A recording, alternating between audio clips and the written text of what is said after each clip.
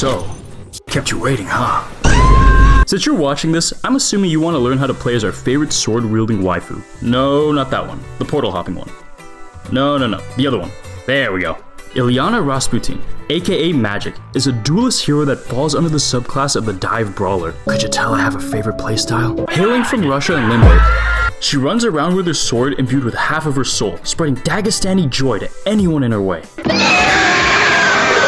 I've never played Magik before and wanted to save playing her for a video like this. Similar to the Spider-Man video, you should watch that one too.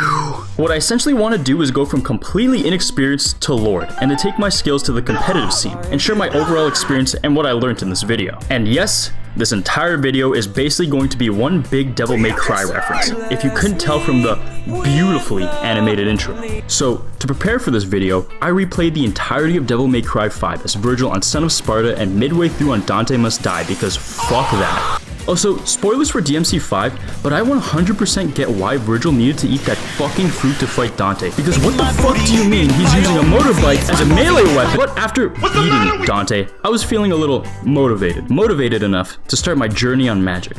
You already know, you gotta swap the hero. We'll take it personal, I'm sorry. You got your rapist homo thug blackballed over there. We're Magik main now. Look at how many hours I have in Magik. I'm sorry guys, I cheated and I lied. I have an entire 44 minutes in Magik, so I guess this isn't a completely unexperienced to professional type of thing. Sorry guys. Alright, but you already know. We gotta change the name, man.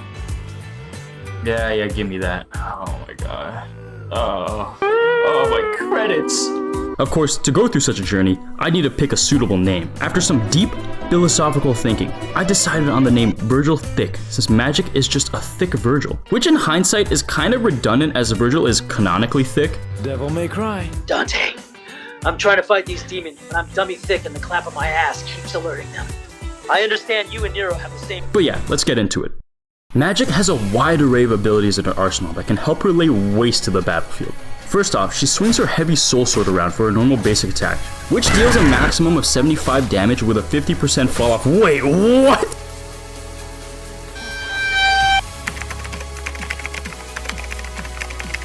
Notice how server admin Suzanne's self-sustained storm shows up with the official website? Oh my god, I never even noticed that. But yeah, 50% fall off or 37 damage past 6.5 meters away.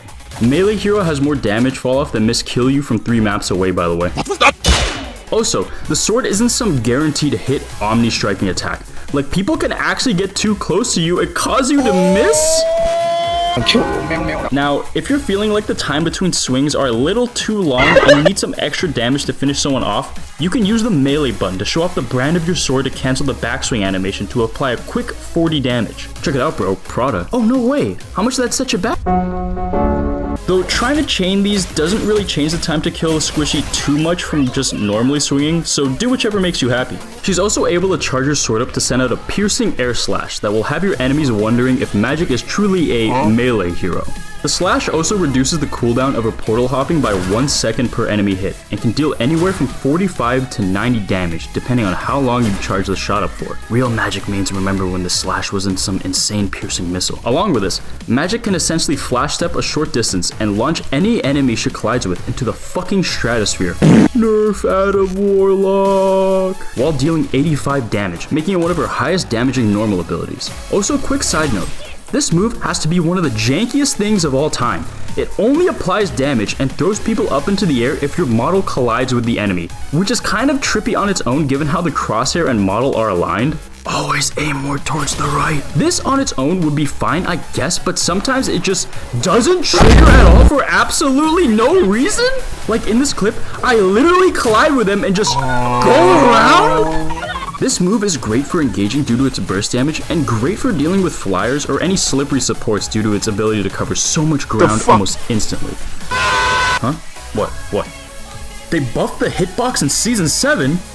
No, fuck that. They had 7 seasons to make this thing not suck. I'm keeping that bit in. The people need to know how much this thing sucks. But one of her most important abilities is her portal hopping ability.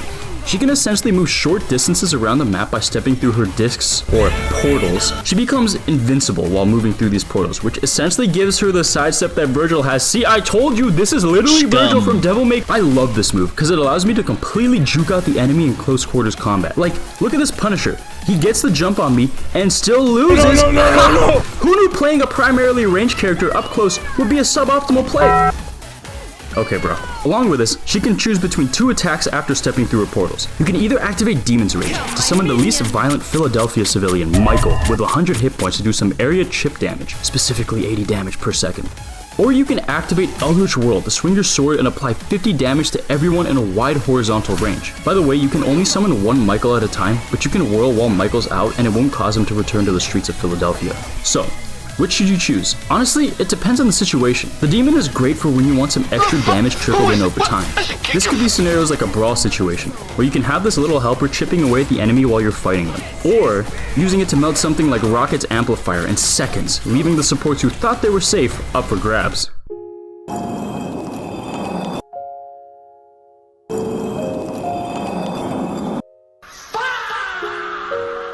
It also works well as a tool to escape, as the demon can act as a pretty good meat shield to absorb any possible finishing blows. Are you serious? Leave my queen alone! But don't get too excited, he only has 100 hit points. Now, the whirlwind is good for finishing off a fleeing enemy that could tank a scratch from the demon, or in a team fight where everyone's kinda squished together. Though for me, I barely use it, since even in those scenarios, the damage is kind of lackluster compared to its counterpart.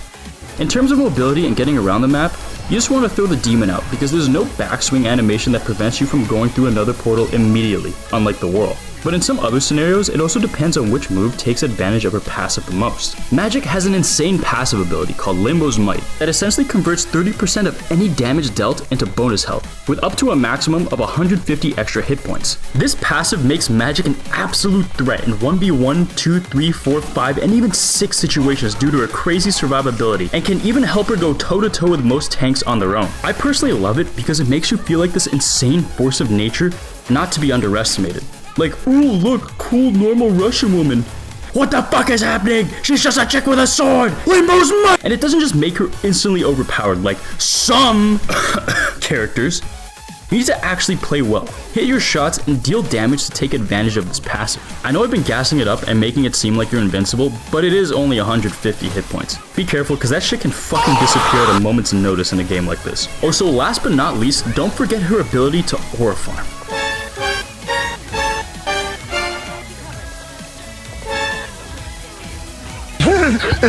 Yeah, I guess Phoenix is broken. Alright, now your turn, Spider-Man. So, after playing the first few games of Magik and Quick Play, you're probably thinking one thing. Wow, I'm pretty strong, and I'm kind of the best. And you'd be kinda right, at least when dealing with people in Quick Play.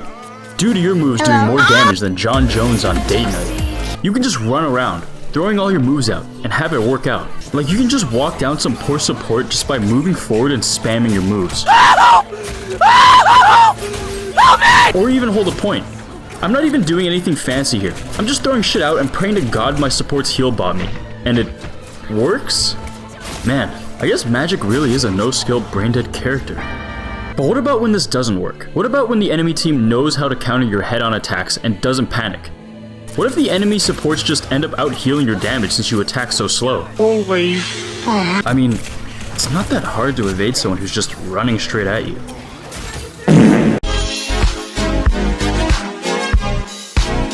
I guess there's just nothing you can do. Is what I would say if this video didn't have an additional 20 minutes left. If you've seen my Spider-Man video, you'll remember when I talked about combos and how they weren't specific to Spider-Man. Well, guess what? Magik is also one of those combo characters.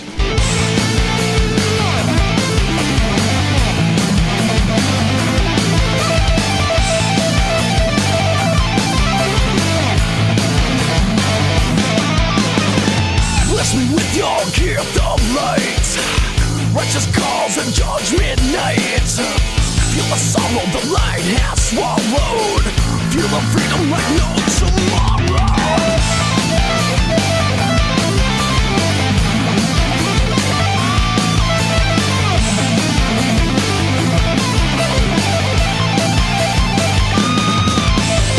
Stepping for the cure for soul's demise. Read the tears of the victim's cries. Yearning more to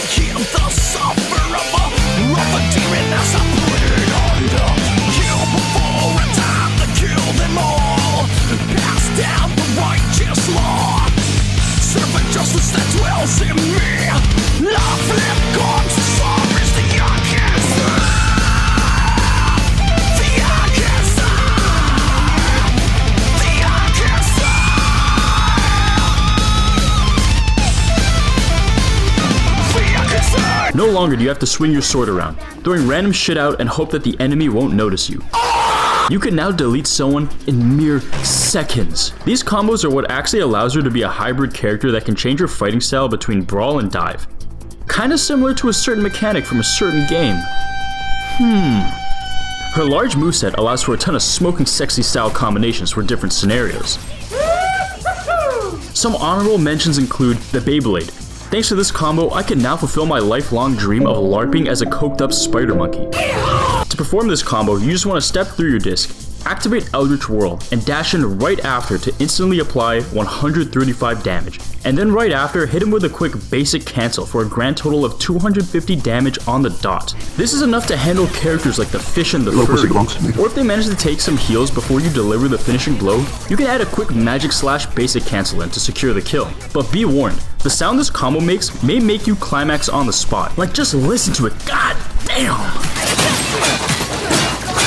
Like, if you played any Magic at all, that alone should be causing dopamine to be released into your brain right now. I love using either variation of this when I'm diving a squishy in the middle of a large group of people, because if you recall earlier, Magic converts 30% of the damage dealt into bonus health. So basically applying 50 damage to each dude in the small space turns you into one beefy girl. And at that point, almost nothing can stop you from touching your squishy target. Though my favorite scenario with this is when I accidentally pull some crazy anime shit.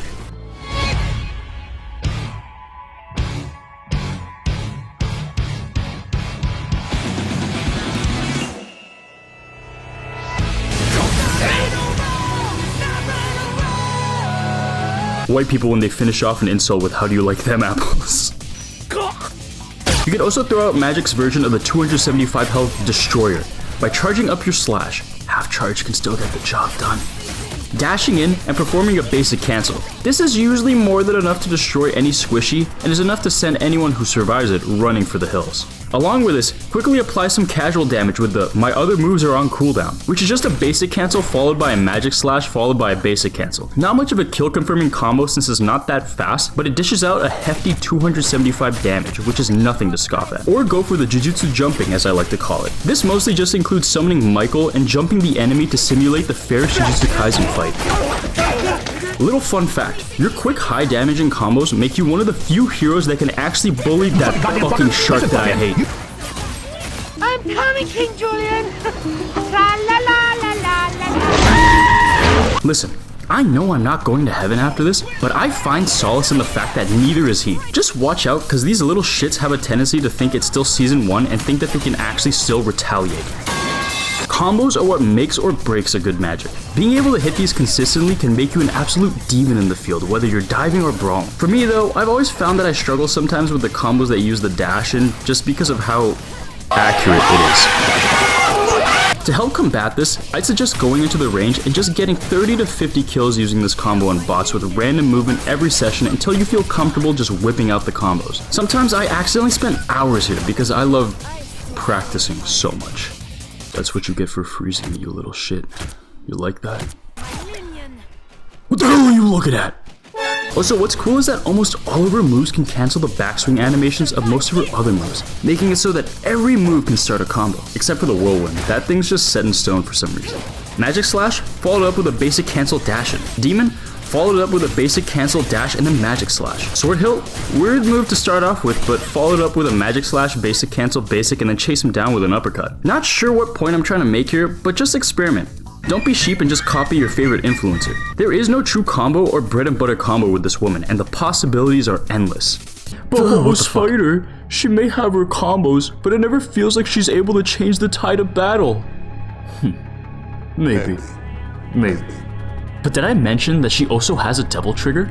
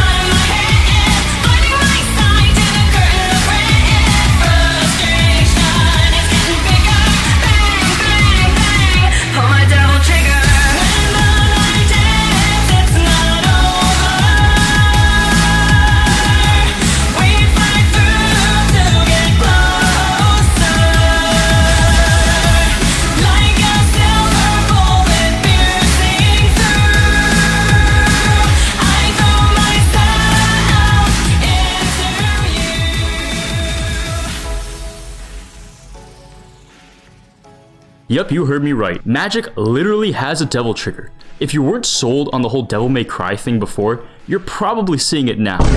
Magik's devil trigger essentially enhances everything except for her health. Her moves gain a giant buff along with shorter cooldowns. Though the dash is still just as wonky. Okay, hold on. Can someone explain to me what happened here? At first, you're probably looking at the hero list and thinking, oh, Mag just hit a clutch bubble, and I was thinking the exact same thing at the time. You know, classic outplay. But there's only one problem with this. Mag never uses the ally shield ability once and isn't even near her. Huh? Guang Guang, is this how you face me, coward? I am through doing the bidding of the engagement optimized matchmaking agency.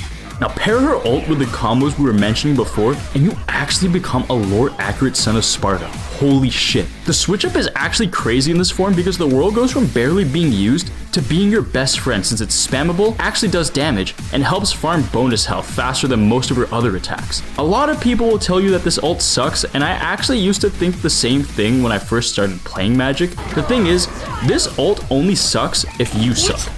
You see, this isn't some classic ult where you get to press Q and just win. You actually need to cook. To the naked eye, it looks like I was just throwing shit out in those clips, and that might be true for most of them, but I swear I'm not.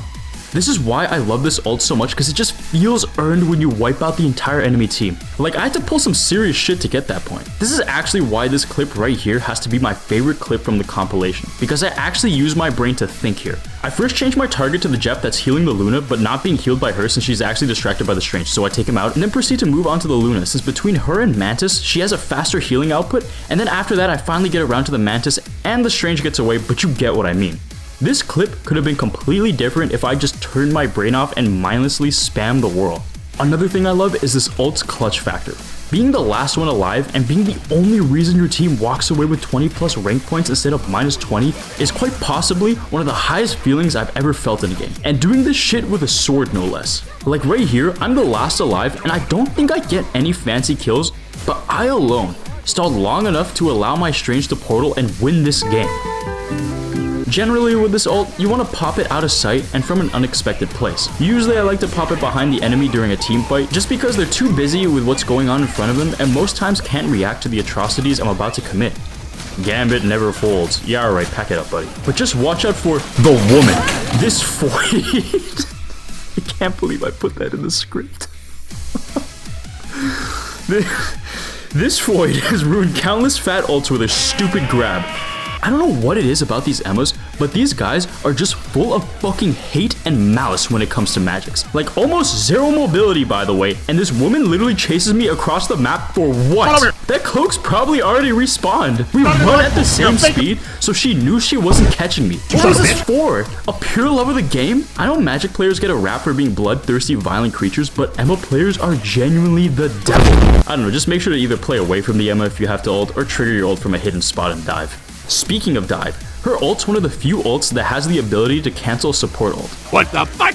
This is usually done by charging up your Magic Slash and immediately dashing in to pop the ulting support with 320 damage instantly. More than enough to kill any support. And again, this isn't some get out of jail free card. This is a little tricky to hit, but feels so earned when you pull it off. Honestly, given this, I don't think it's ridiculous to say that her ult is one of the top 5 best ults in the game. It's not ridiculous. That's not ridiculous to say. Generally for me, when I ult, I like to start off by trying to pop someone with the slash and dash combo, and then going in with spamming whirls and basic attacks, or summoning Michael until my dash comes off cooldown to possibly pop another squishy. Or you can hit him with the whirl dash, since the whirl actually does enough damage to make that a scary combo now.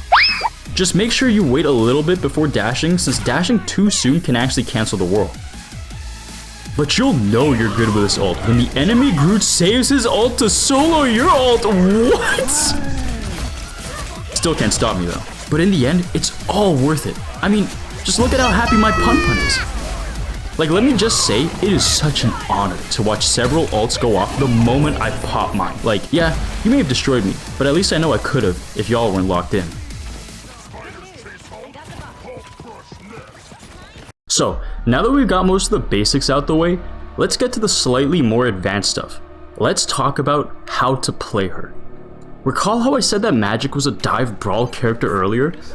Well, I meant that in a literal sense. The way I've learned how to play her is to dive and then brawl. But homo spider, that's easier said than done. Shut up, viewer! Silence from you! You really think I just say that and get you to figure it out for yourself?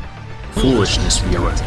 Foolishness. When diving, you want to keep 3 things in mind. First off is target prioritization. It is your job to terrorize or take out the enemy healers. Like how it's a Georgia State police officer's job to chase down that one single mother of 5 speeding SUV. These guys are the backbone of any team.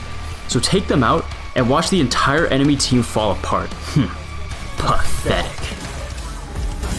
But if you're having trouble diving them because they're countering you, try to bait out their abilities. I find that helps. Next is timing. I know, we all know that dive depends on timing, but just please hear me out. I've redone this script a billion times now. But you really want to time your dive so that the enemy isn't looking at you, or won't look at you immediately and melt you the moment you get your pick. This can be during a team fight, since everyone's attention is either focused on surviving or getting a pick. No one's really focused on trying to peel at this point. Along with this, diving into a team fight also allows you to escape into your team in case the enemy team turns around. You'll also have your team assisting you, if they're good. But like this Emma shielding me here, I love you. This is probably the best time to dive of all the times, as the picks can be game changing. Like if you think I wasn't the sole reason behind us getting this first point here, you are objectively wrong and stupid and I hate you. This scenario almost always results in a pick since you're basically pincering them with pressure, making it so that they have to choose between either dealing with you and letting their frontline die, or ignore you to keep up their frontline for an extra second. You can also dive when you wait out some important util like Cloak's portable mini fucking ult. Yes, I also hate that thing, fucking fight me. Or you could dive when the enemy team's daydreaming about Luna Snow's 254th legendary skin. But overall, just be smart. Don't jump into the middle of a group of 6 people and expect to come out alive. I don't think you walk away from this. But this also means waiting for those favorable moments and picking the right time to commit. Listen, I get it. As an ADHD D1 professional doom scroller, I know how hard it is to fight the urge of immediate gratification. In this game, I have the insane urge to 1v6 and avenge my team, but I go through the 5 stages of grief in the span of 10 seconds and accept that they're gone. I even fight off the temptation of possibly trying to clutch a 1v2, but with enough discipline and patience, I wait for my team to come back and then successfully dive off the chaos they're causing. Now, lastly, try to implement something I like to call smart ability usage. I'm sure there's another term for this, but I just don't know what it's called. Basically, for me, I have an iter ranking of the abilities, going from the most important to completely disposable. For me, it goes dash, portal, slash, and then basic attacks. The reason why the dash is ranked so high is because I like to keep a chase tool with me in case the enemy I'm diving has an escape ability, or if I need to get out quickly. So given this list, I always try to think about the situation I'm in, what might happen, and try to use my moves accordingly. A quick example is this clip right here. I go to dive the Luna during a team fight. I could use the 275 health destroyer, but I'm already close, and if I miss, I'm pretty much fucked here. So instead, I opt for the Jujutsu jumping and kill her. I then apply the same thing to the Gambit since no one's really noticed me, and then I get out of there. Alright guys, healers down. You should be good. Wait, when you implement all of this, watch the enemy team crumble after you strategically dissect them, one by one. And then behold, the fearful look of your teammates after witnessing the horrors of your acts against God. I'm but just a female, Franklin. It's so beautiful when all this clicks, and I think I actually recorded the moment I gained Magik dive consciousness, right here in one of my first few unranked games. You can visibly see the moment my brain finally formed a thought like, ooh, look, big tanky guy. Wait, but the smaller guy could keep him alive forever.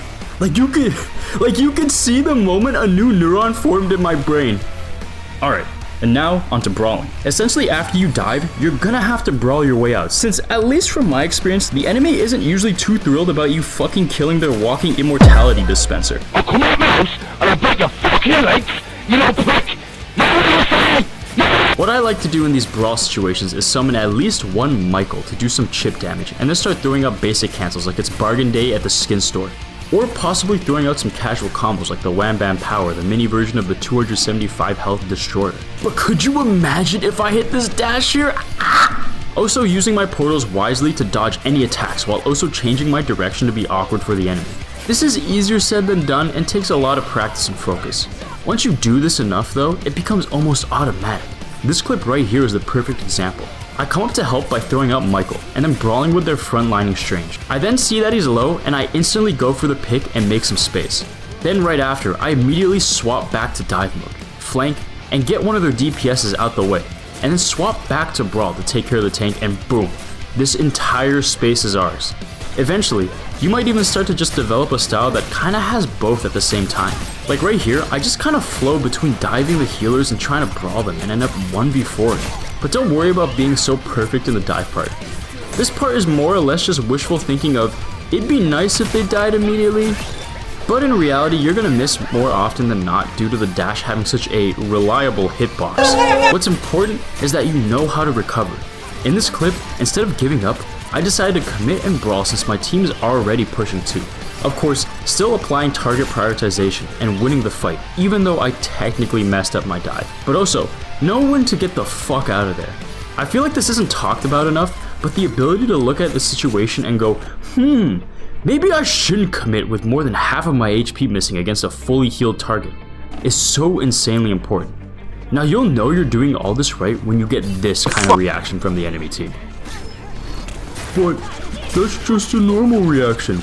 No, you missed it. Sure, he's alert and all, and most players are, but no. See how the invis woman turns around afterwards? He's calming. Especially in a lower elo like mine, like Diamond 1, they have deemed you enough of a problem to actually communicate. Do you know how fucking crazy you have to have someone do a call out, let alone even ping you in this rank? Truly the highest honor for any Diamond Magic, man. Now you could be doing all this right and still end up losing. But don't beat yourself up, you're only one player. Like, I take out the entire enemy team here, and I notice that no one's with me? I wonder what's keeping everyone... Guys? Like, this is what I consider to be a crazy clip when I first started out. Compared to most of the hand-selected clips I've cherry-picked throughout the video, the clip seems almost abysmal, right? But at the time, this was a gem in my eyes. And this right here is what playing Magic is all about for me. Well, at first it was because I wanted to LARP as Virgil in Marvel Rivals, but now I just love how much you can improve with such a simple kit. Like on paper, it's just swing sword, do damage, portal, hope for kill. But as you get better, you start moving differently, methodically, and it's just so magical that even a devil may cry. Nah, but really it's all about our new Gooner skins. Oh, I love Gooner Rivals so much. Like if you look at the skin at just the right angle, fuck you!